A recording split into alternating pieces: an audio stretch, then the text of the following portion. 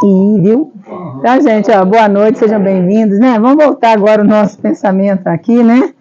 Aos espíritos amigos, né? Aos protetores da casa, aos protetores de cada um de nós, né? Para que a gente possa já estar recebendo, né? Os eflúvios, já nos preparando para receber o passo que viemos buscar nessa noite. Só que aí eu quero falar uma coisa para vocês. O rapaz que viria fazer a palestra hoje, né? O Jean de Bicas, engraçado que eu passei o dia inteiro pensando no Jean, porque eu adoro as palestras do Jean. Aí ele acabou de mandar uma mensagem para a Carminha que ele está preso numa blitz, né? Há um tempão já, ele falou que tem horas que ele está preso na blitz, que ele não vai conseguir chegar a tempo. Como ele está mais para perto da casa dele do que para cá, eu falei com a Carminha, fala com ele para voltar. Ele veio outro dia, né? Que até que ele sai de lá, de onde ele está, até chegar aqui já deve ser umas 8 horas, sei lá. Então eu falei, deixa ele voltar. Eu falei, pena, porque ele é muito bom, mas ele vai ter a oportunidade de estar voltando, né? Para estar trazendo essa palestra para a gente, porque ele é muito bom. Então eu vou fazer a página da noite, né? Que é do livro De Jesus para os que Sofrem. É o capítulo 10 do livro que fala assim, Virgílio Paula, claro o caminho. O reino de Deus não vem ostensivamente, nem se poderá dizer, ele aqui ou ali, porque o reino de Deus está dentro de vós. Jesus, Evangelho de Lucas, capítulo 17, versículo 20 e 21. É uma velha lembrança, sempre presente. Soubéramos, seus amigos e confrades de Campos, que Virgílio Paulo estava doente, gravemente enfermo. Virgílio Paula foi o primeiro presidente de nossa escola Jesus Cristo.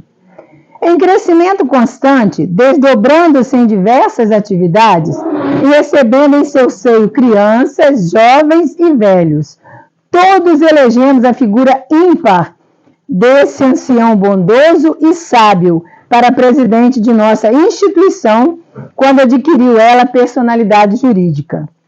Durante anos e anos, ele foi, sob as bênçãos do condutor divino, o timoneiro visível de nossa barca espiritual. Os anos passaram e passaram. Virgílio Paula precisou retornar à sua aldeia querençosa, onde esperava terminar seus dias terrenos. E agora vinha a notícia triste da grave enfermidade. Exagero? Que importava? As saudades do santo velhinho que nosso venerando Chico Xavier denominara o ancião da igreja, em 1940, eram muito vivas nos corações que o amavam. E fomos, o amigo Francisco Pontes, seu sobrinho e eu, em demanda de Santo Antônio de Imbé, no município de Santa Maria Madalena, no abençoado recanto onde vivia vovô Virgílio, como todos lhe chamávamos afetuosamente. Mantinha ele, com o auxílio dos familiares queridos, uma escola de evangelho, onde ensinava a consoladora doutrina aos pequeninos e aos humildes de espírito daquela vila montanhosa. Era uma filial da Escola Jesus Cristo em terras madalenenses. E vovô Virgílio ternamente a consagrara à memória de Maria de Betânia, aquela que escolhera a melhor parte, conforme a lição do mestre. Bem perto, sua residência, sempre hospitaleira, que batizara com o nome de Canto da Paz. O bom amigo Francisco e eu, finalmente, chegamos à aldeia humilde, depois de uma tranquila viagem de carro em manhã primaveril. Havíamos saído muito cedo de Campos, e que surpresa nos esperava. Era uma manhã de domingo, e nosso querido Virgílio Paula, naquela paisagem bucólica, bem digna de outro Virgílio, o de Mantua, estava a varrer à frente da pequenina escola. Ele sozinho, vassoura nas mãos, a limpar a entrada da casinha humilde de Maria de Betânia à beira da estrada. Já arrumara a sala modesta, já espanara, já pusera tudo em ordem para receber dignamente as criancinhas naquela manhã dominical. Era assim que ele agia, superando a velhice avançada, o cansaço de uma longa vida afanosa, as dores de uma enfermidade cruel. O quadro é indelével na memória, entre as mais ternas saudades daquela alma luminosa. Era uma visita de surpresa. Quando o carro foi parando lentamente, ao aproximar-se do ancião da igreja, percebemos nele a simplicidade de uma criança angélica que fosse apanhada em flagrante numa missão secreta de humildade e sacrifício.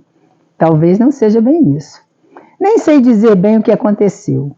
Uma explosão de felicidade nos reuniu os três num grande abraço, naquele cenário de bênçãos.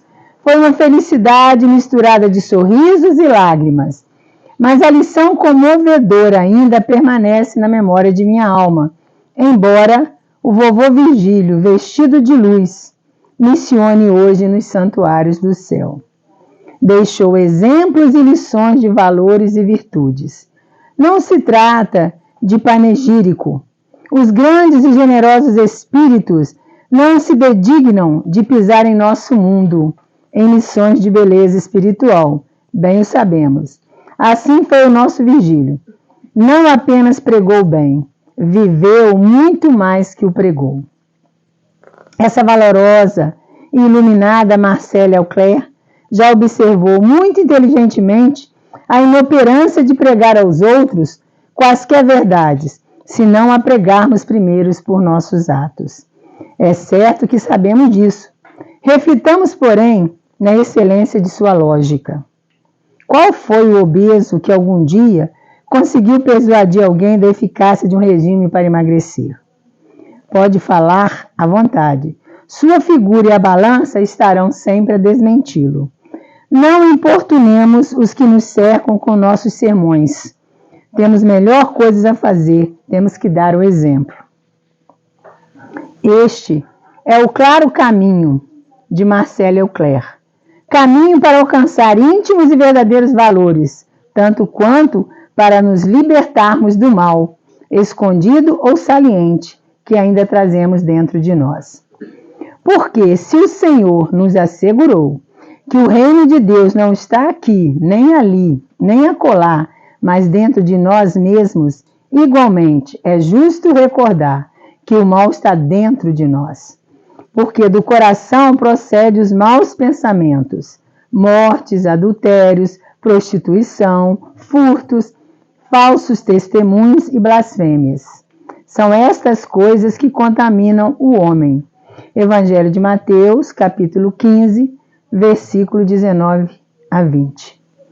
Em 1978, o Brasil lembrou o cinquentenário da morte do grande Capistrano de Abreu, o respeitável historiador de nossa pátria. Outro grande valor de nossas letras, o historiógrafo José Honório de Almeida, carinhosa e cuidadosamente recolheu e publicou em 3 volumes as cartas do grande cearense, que renovou os processos dos estudos históricos e trouxe novas contribuições para interpretar os caminhos da civilização brasileira.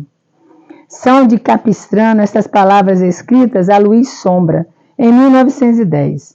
Há muitos meios de ser feliz, mas todos reduzem-se a um único: obedecer aos ditames da consciência, principalmente com sacrifício. Eis porque podemos dizer que Virgílio Paula foi feliz. Lutou com coragem, sofreu sem queixas. Viveu mais diversos ministérios do bem-fazer aos sofredores e aos pequeninos. Amou, padeceu, ensinou, medicou, defendeu, construiu, plantou, dirigiu, pastoreou. Parodiando Capistrano, podemos dizer que todos esses verbos se reduzem a um único: exemplificou e com sacrifício. Foi um herói, mas nunca o soube nem nunca pensaria nisso. Ele era suficientemente humilde. E humildemente viveu com seu evangelho, com sua família, com suas crianças, com a homeopatia para seus pobrezinhos, e com seus amigos, com sua enxada, com seu violino. Um autêntico varão, não do estilo dos varões greco-romanos de Plutarco, mas do estofo dos legítimos santos, no espírito do claro caminho de Marcelo Eucler. Um verdadeiro médico não tem necessidade de mostrar seus diplomas, contenta-se em curar. Assim foi Virgílio Paula, um sincero discípulo de Cristo, que descobriu o reino de Deus no próprio coração, e nesse reino viveu e vive. Deus louvado. Então a mensagem vem dizer para a gente, né? Ele vem mostrar essa mensagem que está escrita no Evangelho de Lucas, né? Que o reino de Deus, ele não vem ostensivamente e que ele está onde? Dentro de cada um de nós, né? Então, é através dos nossos atos, da forma como a gente age, é que a gente consegue sentir e passar para as pessoas o reino de Deus. São nas nossas ações, no nosso dia a dia, é que nós transformamos o reino de Deus em nós e no mundo, na sociedade, na comunidade onde nós habitamos. Então ele vem mostrar, através desse irmão, né, ele dá o exemplo dele, mas nós temos Chico Xavier, né? Tem vários irmãos nessa terra, a Madre Teresa de Calcutá, a irmã Dulce.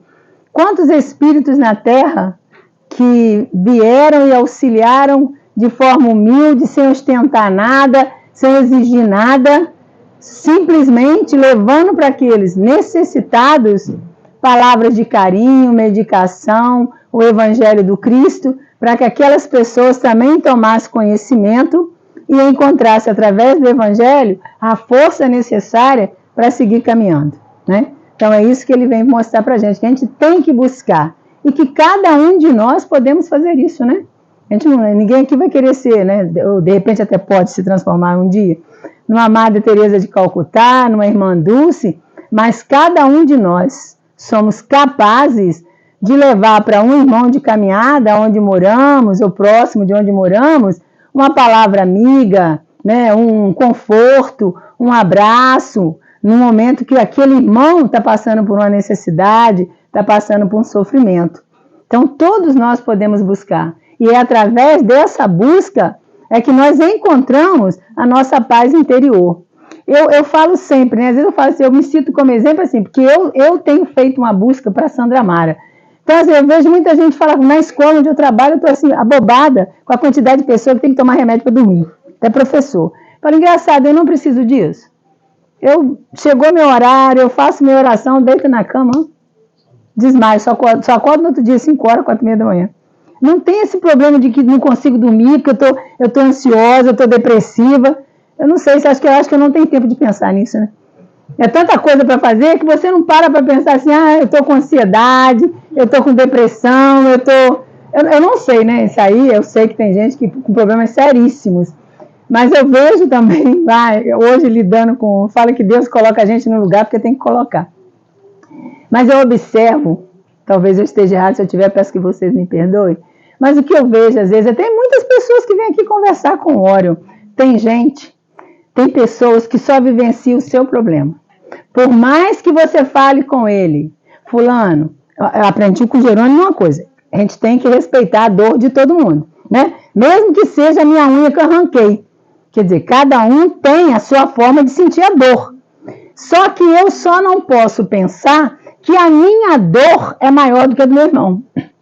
Então, o que eu observo, lidando com algumas pessoas aqui na casa, enquanto está conversando comigo, ou mesmo na escola auxiliando alguns alunos, é justamente que, até professor, eles acham que a dor deles é maior do que do resto do mundo. Mas eu não consigo. Mas por quê? Porque ele não sai daquele círculo dele. Ele não olha para a janela da casa dele, do apartamento, que aquele amigo dele que está do outro lado ali está com um problema maior, né? E que precisa ser ajudado. Quer dizer, isso eu penso, né? E igual eu vejo certas pessoas chegando aqui. Teve uma vez, gente, que eu fiquei assim apavorada, porque o Hora atendeu. A menina me ajudava, dava aqui pro lado de fora, né? A Suelen. Ela saiu de lá, mas ela danou a gritar aqui fora, falando, como é que pode um espírito falar isso comigo? Achar que meu problema não é nada. Aí a menina tentou acalmar e explicar para ela, não é isso que ele quis dizer. Porque ela achava, por mais que ele tentasse explicar para ela qual era o problema, que ela sofria demais, que ninguém sofria igual a ela. Ele falou, não é só você que sofre, não. A humanidade toda sofre, né? Todo mundo que está aqui vivendo no planeta Terra tem um determinado sofrimento. Agora, por que o Cristo veio? Talvez seja isso que ela nunca parou para pensar, né? O Cristo veio, passou pelo que ele passou, que não precisava passar, justamente para que a gente se olhasse ele como modelo, né? Baseasse no sofrimento dele e falasse, não, se o Cristo que era o Cristo passou, eu vou procurar orar, me fortalecer para me passar pelo meu sofrimento, né? Então ele vem falar justamente, você vê, o irmão tinha problemas seríssimos de saúde, e mesmo com todo o sofrimento, com toda a saúde dele, ele trabalhou até o último instante. Ele não continuou na casa, voltou para o lar dele, mas construiu uma casinha do lado e foi o quê? Evangelizar a criança. Então, eu acredito, penso, como ele, acho, que todos nós podemos ajudar de alguma forma. A gente tem sempre algo para dizer para alguém quando aquela pessoa não está bem, né? Eu cheguei na escola, quando eu cheguei na escola, a professora tinha levado um aluno para minha sala. Aí a menina estava chorando. Falei assim, gente, o que aconteceu? Eu falei, pô, mal pisei na escola às 7 horas da manhã. Aí eu entrei e falei, o que aconteceu? A menina falou assim, não sei, Sandra, ela está desesperada. Eu falei assim, mas você saiu de casa assim? Não. Eu falei, mas aconteceu alguma coisa aqui na escola? Não. Aí eu falei, por favor, sai todo mundo. Tirei todo mundo da sala e fiquei só com ela. Falei com ela assim, você me permite fazer uma oração para você? Aí eu senti logo. Você me permite? Ela falou, claro. Falei com ela assim, falei o tempo todo, não falei em espírito nem nada. Falei o tempo todo em Cristo, pedi o Cristo ali naquele momento. Quando eu terminei, eu falei assim, tia Sandra, tô boa, posso voltar para a sala? Falei, vai com Jesus. Quer dizer, nada. Aí depois ela voltou para contar que no entrar dentro da sala, ela deu de frente com uma amiga, uma colega, e que ela sentiu como se ela tivesse recebido um vento forte, e que aquilo ali destabilizou ela. Falei, que bom, então eu rezei, volta para a sala, tá tudo bem. Quer dizer, então às vezes a pessoa faz, igual, aí estava todo mundo, não, que ela está com ansiedade, com depressão. Eu falei, gente, não tem nada disso, volta todo mundo para a sala, deixa que eu fico sozinha com ela. Aí perguntei se podia, ela deixou. Quando eu terminei de falar, de rezar, pedir a Cristo, ela falou, dona Sandra, melhorei, posso ir embora para a sala? Pronto, acabou o problema dela. Então, às vezes, o que a gente precisa é buscar Cristo, os ensinamentos do Cristo, para você vencer. E outra coisa, como o Aaron disse, se eu estou fazendo um tratamento de câncer, eu tenho que seguir aquilo que o médico de lá fala, né? Igual o doutor Júlio sempre falava para mim. Mas uma das primeiras coisas que o doutor Júlio me perguntou foi assim, dona Sandra, você tem religião? Você tem alguma doutrina? Eu falei, tem. Então, por favor, não abandone a sua doutrina. E siga o que eu falo. Assim eu fiz, né? Quer dizer, se a pessoa não tem uma religião, hoje mesmo eu estava com vários alunos que estão fazendo um levantamento lá, que tem que fazer levantamento de aluno. Aí eu perguntei assim, qual a sua doutrina? Qual a sua religião? Não tem. Falei, sua mãe tem? Também não. E aí? Aí tá lá aquele monte de criança tomando um monte de remédio para depressão, uma porção de remédio para ansiedade.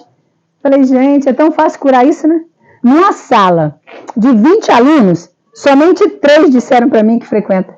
2 são evangélicas e um virou para mim e falou assim, sou bandista, dona Sandra. Falei, parabéns. Aí todo mundo olhou para ele, porque ele falou que não era nada. Ele falou assim, sou bandista, dona Sandra. O pessoal fica me olhando assim, mas ele é terrível. Falei assim, que bom, cada um tem que ter sua religião, né? Mas só 3 em 20 alunos. Aí tu imagina. Quer dizer, as crianças estão distantes de uma religião porque os pais que são responsáveis também não buscam. Aí tem mãe que fala comigo assim, mas eu não tenho tempo, dona Sandra, eu trabalho o dia inteiro, eu chego em casa cansada, no domingo eu tenho que lavar roupa, eu tenho que fazer isso. Falei, mas será possível que você não tem um tempinho que você pode ir lá? Que a maioria é evangélica lá dentro daquela escola. Falei, você não pode ir lá ouvir o pastor, né? Ah, não dá não. E com isso ela não vai, os filhos não vão, né? Quer dizer, aí você vê como as crianças estão desestruturadas. Então ele fala o tempo todo que a gente tem que ter uma religião, a gente tem que buscar, cada um busca aquela que se sente bem. E é nela que a gente encontra força para passar por tudo. Eu falo assim, eu sempre fui católica, a minha vida toda, fui evangelizadora. O Rolandinho, meu irmão que já morreu, falava comigo que eu era ratazana de sacristia. E depois, com a morte da minha mãe, eu passei para a doutrina espírita. Mas eu não sei, eu falo sempre que a doutrina, talvez se eu tivesse na igreja católica, quando eu tive o primeiro câncer, talvez eu não conseguisse superar pela linha de pensamento, porque a doutrina espírita me deu uma força muito grande. O Jerônimo, o Cristiano, me deu uma força muito grande dentro da doutrina espírita para me passar pelo câncer. Depois tive o segundo, sem medo nenhum. Então, quer dizer, se você acredita, se você tem fé, você consegue superar os problemas, né? Você segura nas mãos de Deus, de Cristo, você consegue superar. Agora, se você não tem religião nenhuma, como é que você fica, né? Em que você se apoia? Tudo bem, tem pai, tem mãe, mas você vai se apoiar em quê naquele momento ali, né? Então, a gente tem que buscar, tem que levar os filhos a ter uma religião, mesmo que não seja a minha, mas que ele tenha a dele, que ele se encontre na dele, mas precisa ter. E o mais importante que ele fala ali, o exemplo, que você tem que ser exemplo, se você está falando, você também tem que exercer aquilo que você fala. Então, quer dizer, e auxiliar. O mundo está precisando demais, gente. Quantas pessoas estão precisando de auxílio?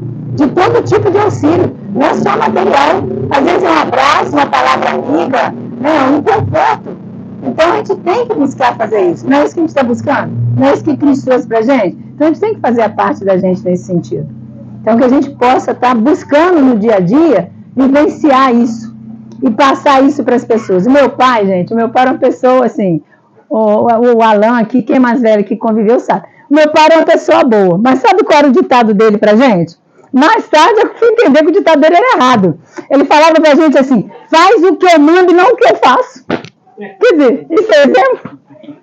Ele falava pra gente sempre. Não faz o que eu faço, faz o que eu estou mandando você fazer. Que a gente não podia seguir o exemplo dele, não, porque não era muito certo também, não. Mas ele mandava assim, faz isso, né? E não faz aquilo. Quer dizer, no entanto, é o quê? Principalmente como pai, tem que ser exemplo, né? Eu vou mostrar direitinho o que vocês têm que seguir. Então, eu falo sempre para meus alunos, eu sou de fazer, eu sou de falar e fazer. Então, eu falo sempre, a doutrina espírita me ensinou muito isso. Então, hoje eu procuro agir de acordo com o que eu tenho vivenciado na doutrina espírita. Às vezes eu falo, se eu tiver que mudar, então eu saio da doutrina.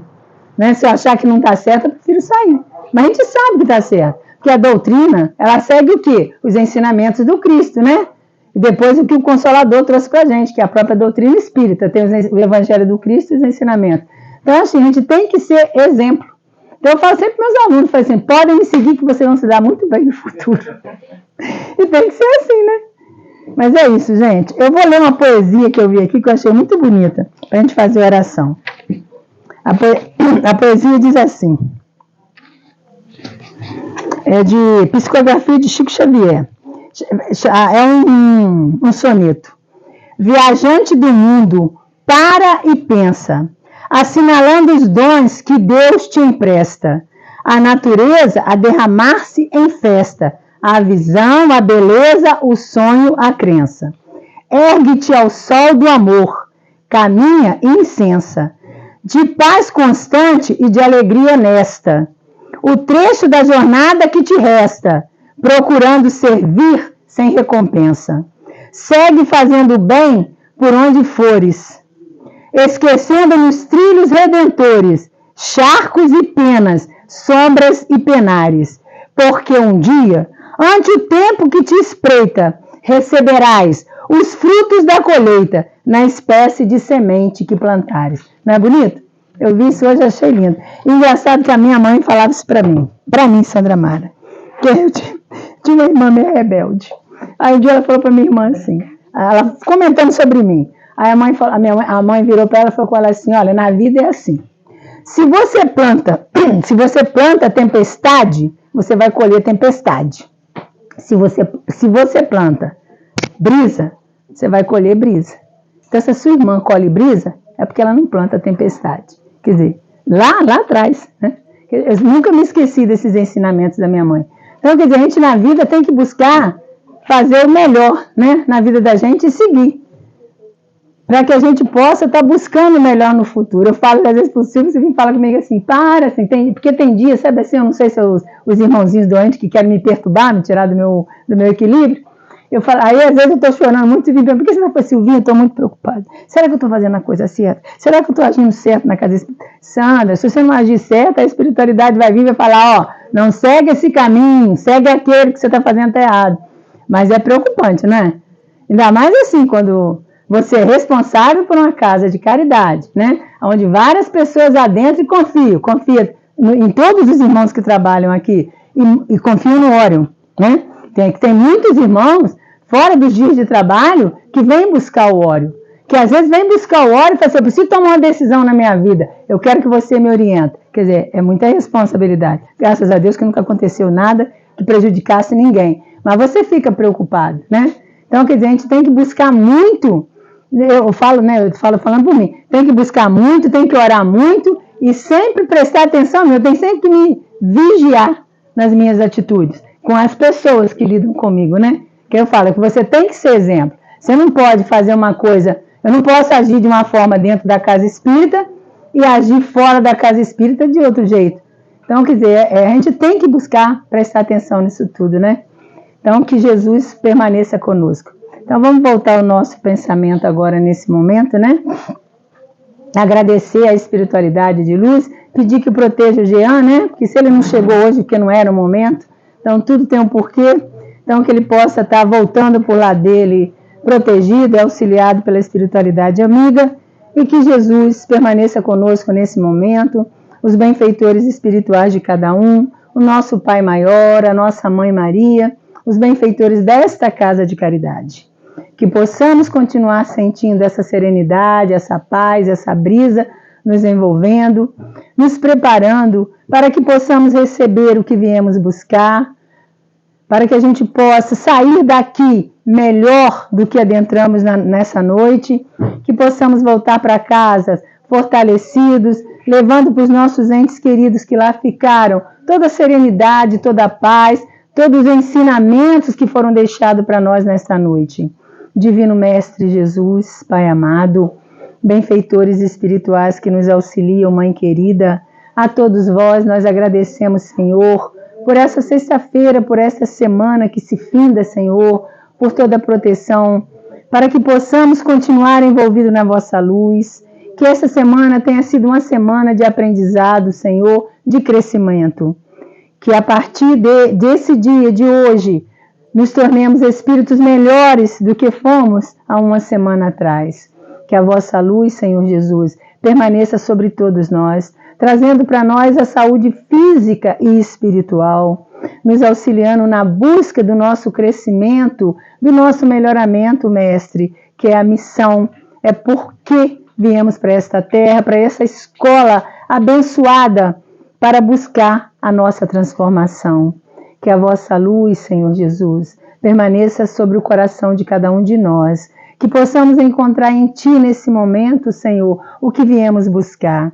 Vós conheceis, Mestre Jesus, o coração de todos os seus irmãos, que possamos receber mediante os nossos merecimentos e as nossas necessidades, que encontremos a paz, o equilíbrio, Senhor, que tenhamos uma noite de paz e de serenidade, que a nossa família, que nossos entes queridos estejam envolvidos nessa luz. Rogamos também, Mestre, por todos aqueles irmãos que estão doentes e que nessa noite nos pediram oração, que todos eles possam ser visitados pela espiritualidade amiga, que possam receber um passe, a medicação, Senhor, para encontrar a paz, para encontrar a saúde física e espiritual. Que todos de vossos lares possam sentir a Tua presença e ter forças, Senhor, para auxiliar os seus entes queridos doentes. Divino Mestre Jesus, nós Te agradecemos, Senhor, por esta casa abençoada, onde podemos encontrar o fortalecimento que necessitamos para a nossa caminhada.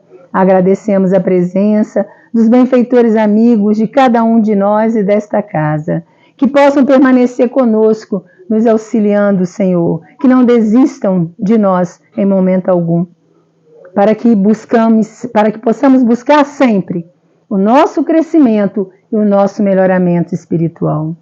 Deus, nosso Pai, que sois todo poder e bondade, dai a força àquele que passa pela provação, dai a luz àquele que procura a verdade, ponde no coração do homem a compaixão e a caridade.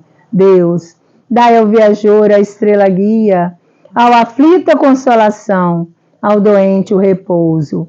Pai, dai ao culpado o arrependimento, ao espírito a verdade, à criança o guia, ao órfão o Pai. Senhor, que a vossa bondade se estenda sobre tudo que criastes.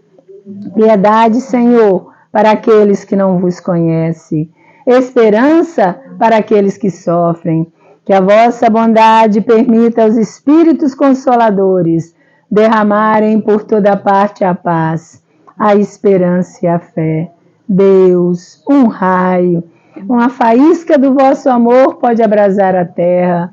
Deixai-nos beber nas fontes dessa bondade fecunda e infinita, e todas as lágrimas secarão, todas as dores acalmar-se-ão. Um só coração, um só pensamento subirá até vós, como um grito de reconhecimento e de amor. Como Moisés sobre a montanha, nós vos esperamos com os braços abertos, ó poder, ó bondade, ó beleza, ó perfeição, e queremos de algum modo alcançar a vossa misericórdia. Deus, dai-nos a força de ajudar o progresso, a fim de subirmos até vós. Dai-nos a caridade pura, dai-nos a fé e a razão, dai-nos a simplicidade, que fará de nossas almas o espelho onde se refletirá a vossa santíssima imagem. Que assim seja, Senhor. Gratidão por esse momento. Que assim seja. Que Deus nos abençoe a todos, gente. Então, vamos vivenciar aí o abraço.